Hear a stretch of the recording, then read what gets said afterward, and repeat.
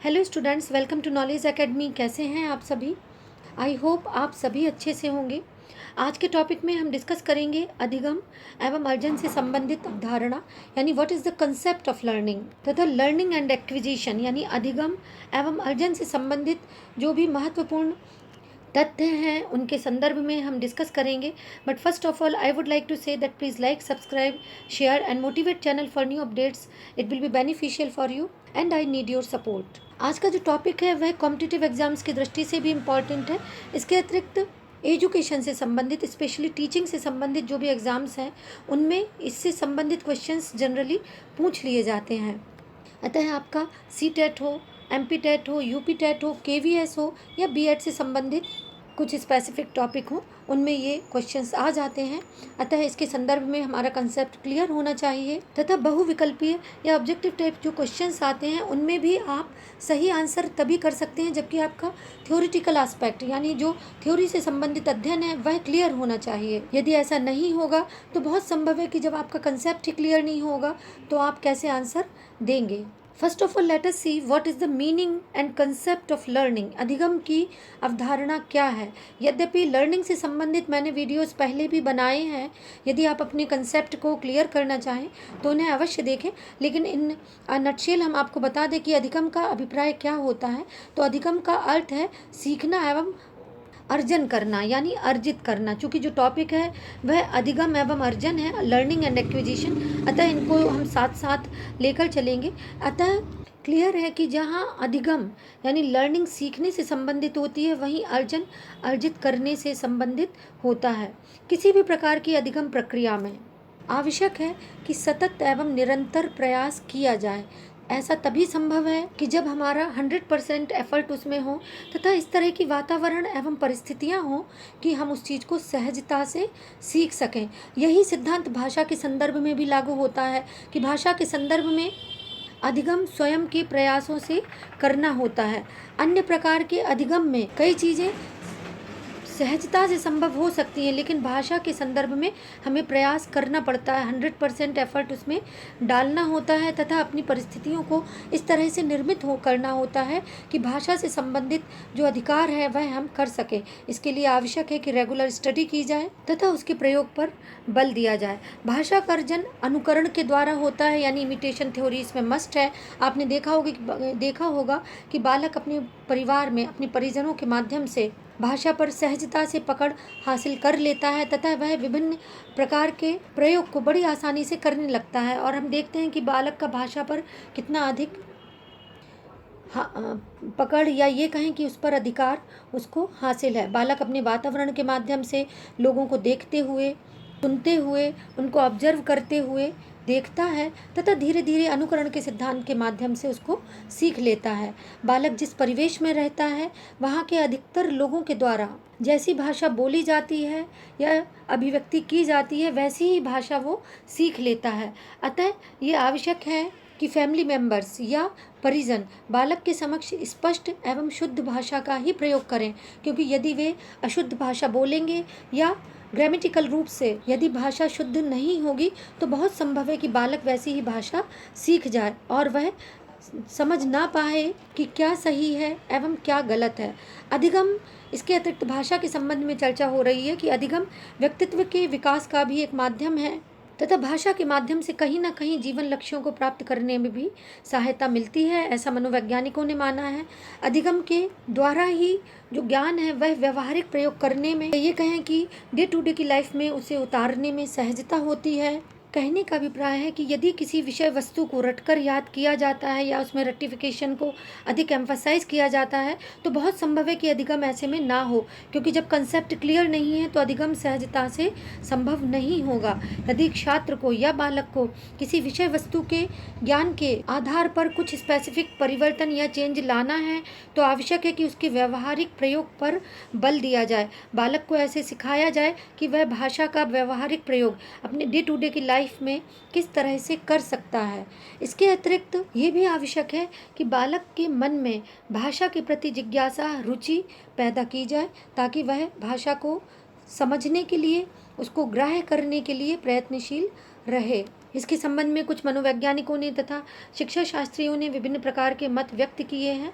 उदाहरण के लिए गेट्स ने कहा है कि अनुभव द्वारा व्यवहार में रूपांतर लाना ही अधिगम है, यानी अनुभव के माध्यम से व्यवहार में परिवर्तन लाना ही वास्तव में लर्निंग है।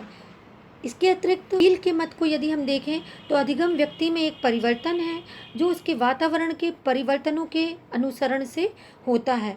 और क्रो एंड क्रो की परिभाषा बहुत महत्वपूर्ण मानी जाती है। उन्होंने कहा है कि सीखना आदतों, ज्ञान एवं अभिवृत्तियों का अर्जन है। इसमें कार्यों को करने के नवीन तरीके सम्मिलित हैं और इसकी शुरुआत व्यक्ति द्वारा किसी भी बाधा को दूर करने अथवा नवीन परिस्थितियों में अपने समायोजन को लेकर होती है कि जो नई सर्कमस्टांसेज हैं, नई परिस्थितियां हैं, उनमें बालक किस तरह से समायोजन यानी एडजस्टमेंट स्थापित करता है। वे आगे लिखते हैं कि इसके माध्यम से व्यवहार में उत्तरोत्तर परिवर्तन होता रहता है। किसके माध्यम से चेंजेस होते हैं? सीखने के माध्यम से। सीखना जो कि हमारे ज्ञान, आदत एवं अभिवृत्तियों को प्रभावित करता है और यह व्यक्ति को अपने अभिप्राय तथा अपने लक्ष्यों को प्राप्त करने में समर्थ बनाता है। क्या समर्थ बनाता है? अधिगम यानी लर्निंग, अर्जन यानी एक्विजिशन। ये अधिगम एवं अर्जन ही है जिसके माध्यम से बालक के व्यक्तित्व का वास्तव में रूपांतरण संभव होता है। सभी बच्चे स्वभाव से ही सीखने को प्रेरित होते हैं और देखा जाए तो अधिगम की उनमें क्षमता जन्मजात पाई जाती है। बालक जनरली आप देखेंगे कि कोई भी टॉयज़ उनके सामने रख दीजिए, किसी भी प्रकार की परिस्थिति उनके समक्ष रख दीजिए, वे यथासंभव यही कोशिश करेंगे कि वह परिदृश्य क्या है, परिस्थिति क्या है। टॉयज़ आप उनके समक्ष रख दीजिए, बालक उसे तोड़ देते हैं तथा उसके जो अंदर के पुर्जे हैं उनको देखने, समझने की, जोड़ने की, फिर तोड़ने की, फिर जोड़ने की कोशिश करते हैं। अतः इस प्रकार से वे अधिगम की प्रक्रिया में चलते रहते हैं और धीरे धीरे सीखते रहते हैं। इसके अतिरिक्त ये भी आवश्यक है कि बालक को याद कराने के लिए या किसी चीज़ को उनके अभ्यास का, उनके जीवन में अभ्यास का विषय बनाने के लिए ये भी ध्यान में रखना चाहिए कि बहुत अधिक जो पनिशमेंट की एस्पेक्ट है या ये कहें कि दंड देने का जो विधान है उसको फॉलो नहीं किया जाना चाहिए, वरन रोचक रीति, सरल विधि, प्रभावात्मक जो अनुशासन की संकल्पना है या मुक्त्यात्मक अनुशासन की जो संकल्पना है उसको ध्यान में रखना चाहिए तथा जो टीचिंग लर्निंग प्रोसेस है उसको इसी तरह से संचालित किया जाना चाहिए। यानी दंड को उसमें बहुत अधिक स्थान नहीं दिया जाना चाहिए। दंड ऐसा कदापि नहीं होना चाहिए जो कि बालकों के या बालिकाओं के जीवन को हानि पहुँचाए। इसके अतिरिक्त रियल सर्कमस्टांसेज ऑफ लाइफ है, यानी प्रत्यक्ष रूप से बालकों को या सामाजिक संदर्भों में बालकों को लाने का प्रयत्न करना चाहिए, उनसे डायरेक्ट संवाद स्थापित करना चाहिए तथा कोशिश की जानी चाहिए कि जो उनका संज्ञानात्मक स्तर है यानी नॉलेज से संबंधित या कॉग्निटिव जो एस्पेक्ट है उसको डेवलप किया जाए या उसमें उसको कार्य करने का मौका दिया जाए। ये भी मनोवैज्ञानिकों ने माना है कि सीखने में एक उचित लय एवं उचित गति होनी चाहिए। विद्यार्थी की जो विभिन्न प्रकार की अवधारणाएं हैं उनको स्पष्ट किया जाना चाहिए। बालक याद करने के पश्चात या रटने के पश्चात या सीखने के पश्चात कहीं उन चीज़ों को भूल न जाए, वरन उन्हें भली भांति आत्मसात कर सके। इस तरह की जो विभिन्न प्रकार की परेशानियां हैं उनको समझना चाहिए। अतः शिक्षक को या फैमिली मेम्बर्स को यथासंभव ये कोशिश करनी चाहिए कि बालक की विभिन्न प्रकार की साइकोलॉजिकल प्रॉब्लम्स को समझे तथा विषय वस्तु को समझने में, उसे आत्मसात करने में उनके लिए सहायक सिद्ध हों तथा उनकी जो संज्ञानात्मक मूल्य हैं वो खतरे में ना पड़े या वो समाप्त ना हो, वरन उनका जो कॉग्निटिव एस्पेक्ट है वो भली भांति विकसित हो। भाषा का विकास या भाषा से संबंधित जो भी विकास है वो जनरली संज्ञानात्मक विकास ही माना जाता है तथा मानसिक योग्यताओं का इसमें भी महत्वपूर्ण स्थान है। भाषा का अभिप्राय, जैसा कि मनोवैज्ञानिकों ने स्पष्ट किया है कि ये एक सांकेतिक साधन है जिसके माध्यम से बालक अपने विचारों एवं भावों का संप्रेषण करता है तथा दूसरों के विचारों एवं भावों को समझता है। यानी भाषा भावों के संप्रेषण का एक साधन है।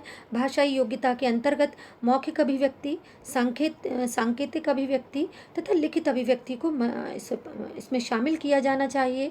भाषाई योग्यता एक कौशल भी मानी गई है जिसे कि अर्जन के माध्यम से, यानी जो अर्जित करने की प्रक्रिया है उसके माध्यम से इसको संचालित किया जाता है और इस कौशल को अर्जित करने की प्रक्रिया बालक के जन्म के साथ ही शुरू हो जाती है, ऐसा भी मनोवैज्ञानिक मानते हैं तथा इसमें इमिटेशन थ्योरी, जैसा कि मैंने अभी डिस्कस किया था कि अनुकरण का भी एक महत्वपूर्ण स्थान है, वातावरण भी इसमें एक महत्वपूर्ण भूमिका अदा करता है, तथा शारीरिक, सामाजिक एवं मनोवैज्ञानिक जो भी आवश्यकताएं होती हैं वह भाषाई योग्यता के विकास में कहीं ना कहीं सहायक होती हैं। ये भी ध्यान देने योग्य बात है इसमें कि भाषाई योग्यता का विकास बालक में शनय शनय होता है।